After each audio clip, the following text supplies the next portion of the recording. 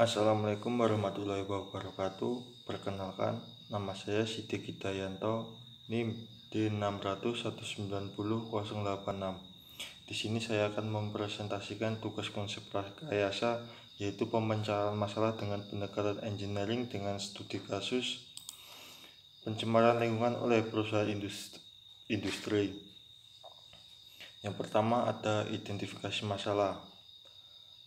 Yang A. Pencemaran lingkungan di sektor industri yang mencemari air dan udara. Contohnya yang mencemari air adalah industri tekstil.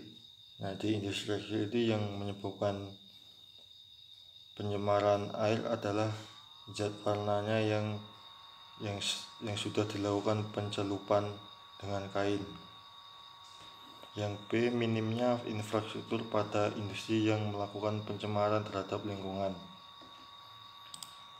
Dari identifikasi masalah tersebut dapat merumuskan masalah yang bertitik tolak dari identifikasi masalah pencemaran lingkungan tersebut. Di antaranya, yang pertama, hal apa yang menjadi akar permasalahan dalam pencemaran lingkungan tersebut? 2. Faktor-faktor apa yang menyebabkan adanya pencemaran lingkungan? Yang ketiga, bagaimana upaya penanggulangan pencemaran lingkungan saat ini?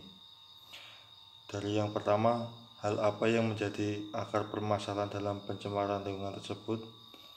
Permasalahannya adalah banyaknya pabrik-pabrik yang membuang limbah tersebut secara sembarangan dan mengakibatkan pencemaran air dan udara.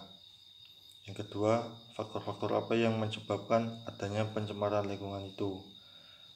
Yang kedua hampir mirip dengan yang nomor 1, yaitu faktor-faktornya adalah terbuangnya limbah ke sungai dan ke udara yang menyebabkan pencemaran lingkungan.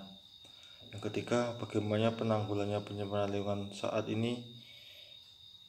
Menurut saya, untuk menanggulanginya, pabrik-pabrik harus bisa memanfaatkan limbah-limbah tersebut untuk diolah menjadi bahan yang kreatif. Yang kedua, pengumpulan informasi. Hasil dari pengumpulan informasi akibat pencemaran lingkungan tersebut yaitu banyaknya orang yang membangun industri tanpa harus memiliki ilmu teknik industri dan tanpa memperhatikan lingkungan. 2. Hasil dari sisa produksi yang langsung dibuang ke wilayah sekitar tanpa diolah kembali. 3. Tidak memiliki tempat pembuangan sendiri. 4. Letak industri yang berdekatan dengan wilayah pemukiman penduduk.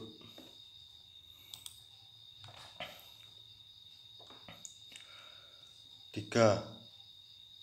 Teknik pencarian solusi.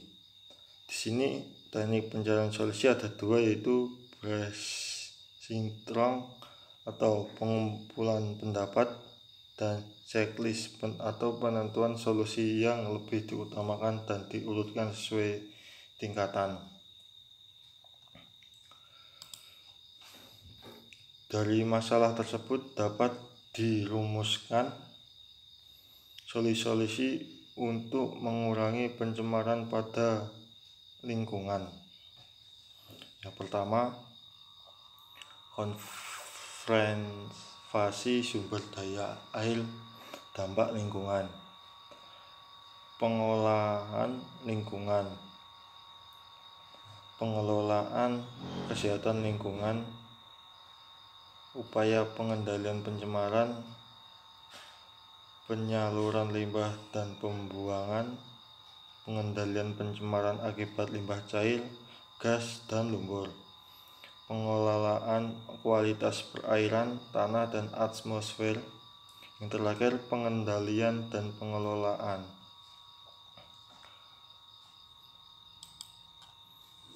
Yang berikutnya ada 3 solusi mengurangi pencemaran yang paling tepat untuk pelaku industri, yaitu reduce, reuse, recycle.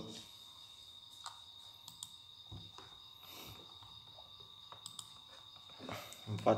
Penuangan ide menjadi desain, yaitu melakukan solusi-solusi yang telah dikemukakan untuk masalah tersebut dituangkan dalam bentuk mendesain teknologi ramah lingkungan.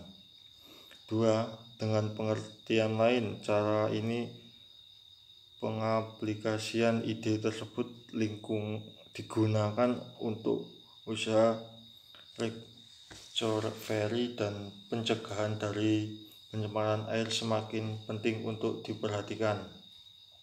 Yang ketiga, penuangan ide ini semakin mendorong berkembangnya inovasi teknologi pada sektor air oleh para peneliti.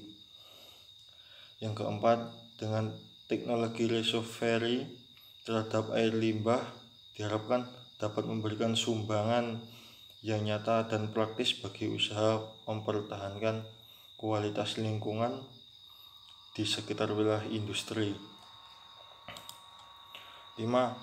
Pengevaluasian solusi, bahwa dari pengevaluasian untuk masalah pencemaran lingkungan ini dapat didapat hasil yang tepat untuk pelaku industri, yaitu dengan melakukan reduce, yaitu pelaku industri mengurangi bahan-bahan dalam produksi yang dapat mencemari lingkungan.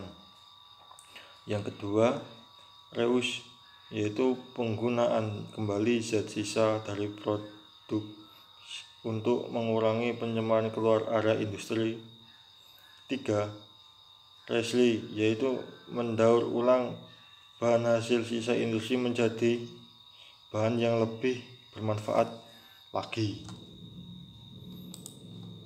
6. Analisis ekonomi, dari hasil yang telah ditentukan didapatkan hasil penganalisan ekonomi, yaitu yang pertama, dengan diciptakannya teknologi ramah lingkungan ini menghasilkan keefektifan dan keefisien yang benar-benar baik dalam hal pemakaian sumber daya alam, hingga lingkungan juga bisa tetap terjaga.